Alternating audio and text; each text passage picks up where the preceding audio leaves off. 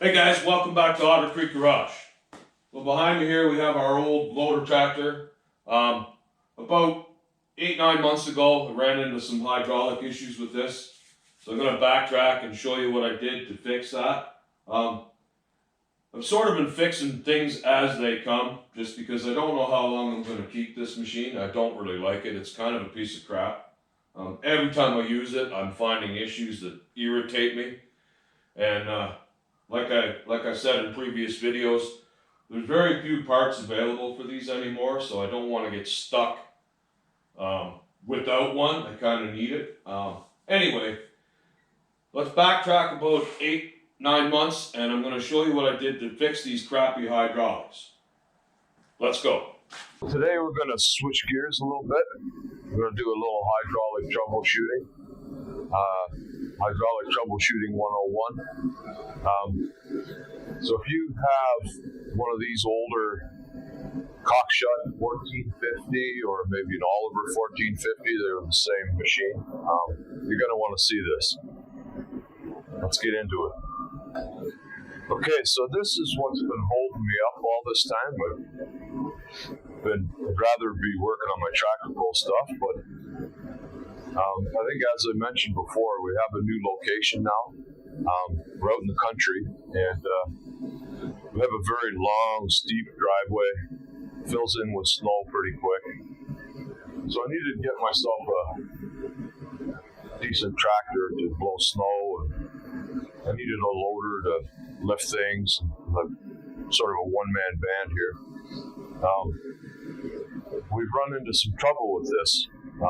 Hydraulic trouble, and thought I'd share with you what I found. I was able to solve this problem.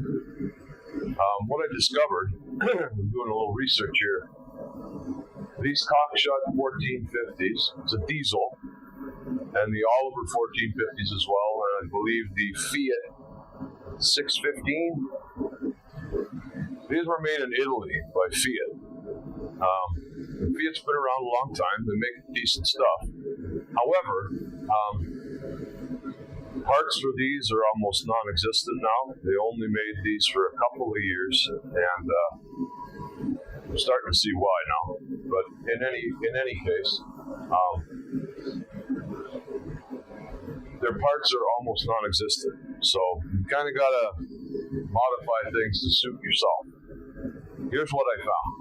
So for the past couple of weeks, every once in a while, you'd fire the machine up in the morning, and the hydraulics wouldn't work at all. Motor wouldn't lift, 3-point hitch wouldn't lift, nothing.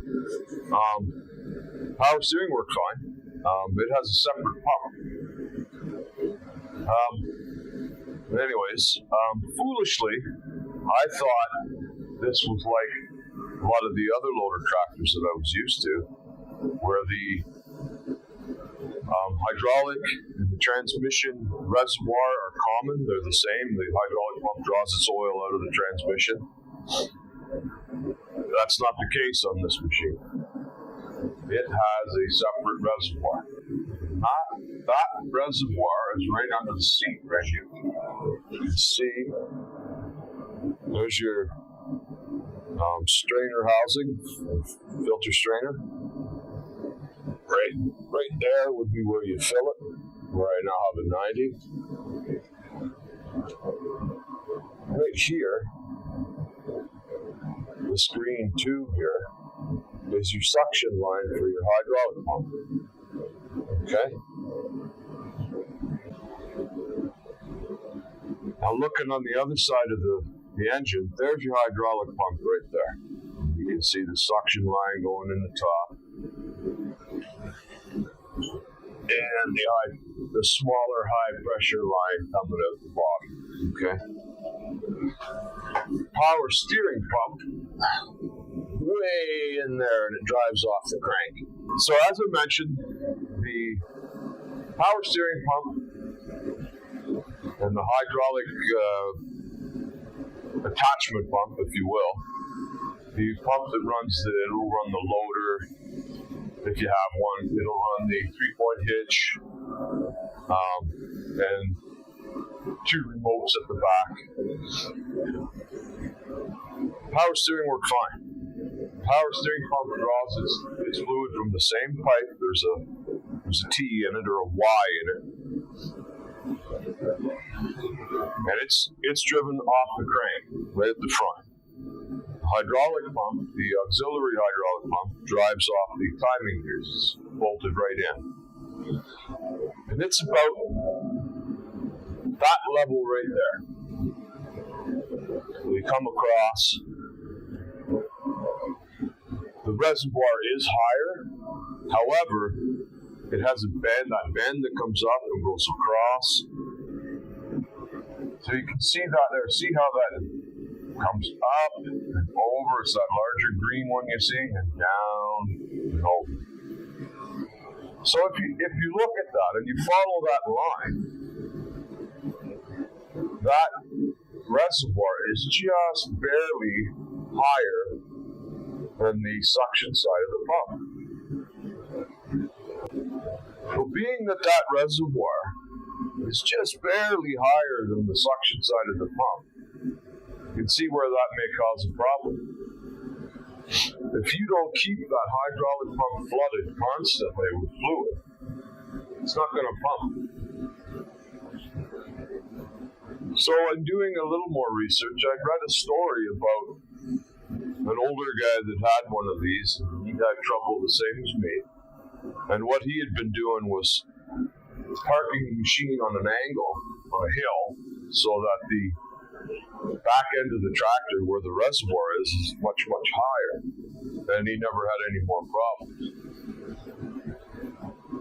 That wasn't a satisfactory answer for me, because I need to park it in the shop for the winter. When it's cold out, it doesn't like to start.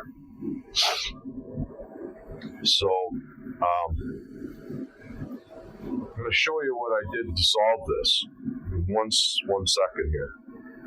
The other problem I discovered, I drained the reservoir, the hydraulic reservoir.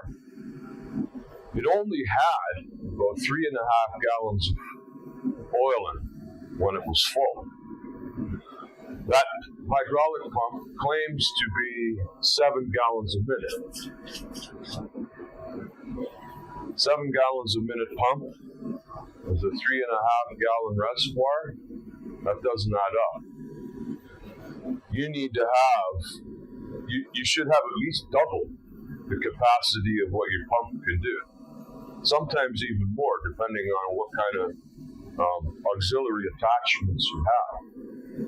It's just not a good design to have your reservoir smaller than what your pump can do. So, here's what I did to solve. So here, looking at it from the back, I've added an auxiliary tank. The tank sits a little higher, of course, than the built-in reservoir. There is a hose on the side, a 3/4 inch hose there. I ran that hose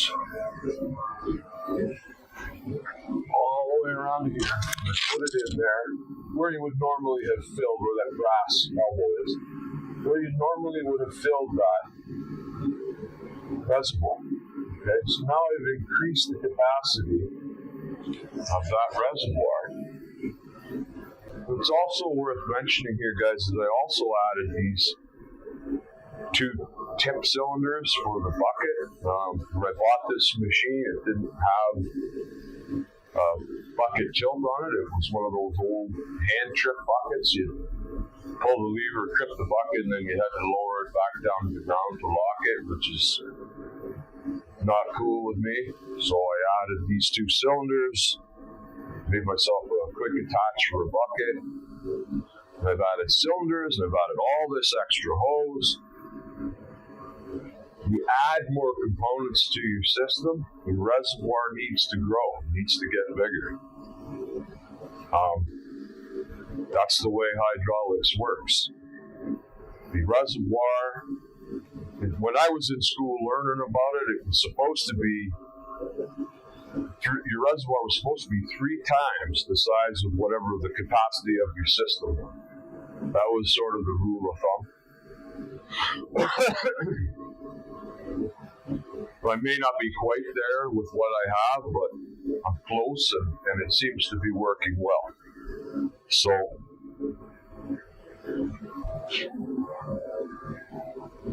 okay, guys. Well, I hope that helps. I'm sure I'm not the only person that's had this problem with this particular machine. Biggest thing to remember is always keep your pump flooded with fluid. If you don't keep a pump flooded, you'll kill it. You'll wreck it in no time. All right. So that's always the biggest thing to keep in mind. Always keep it flooded. All right. We did find a bunch of other issues with this machine, and we'll get into that in later videos. But for now, we'll talk to you soon.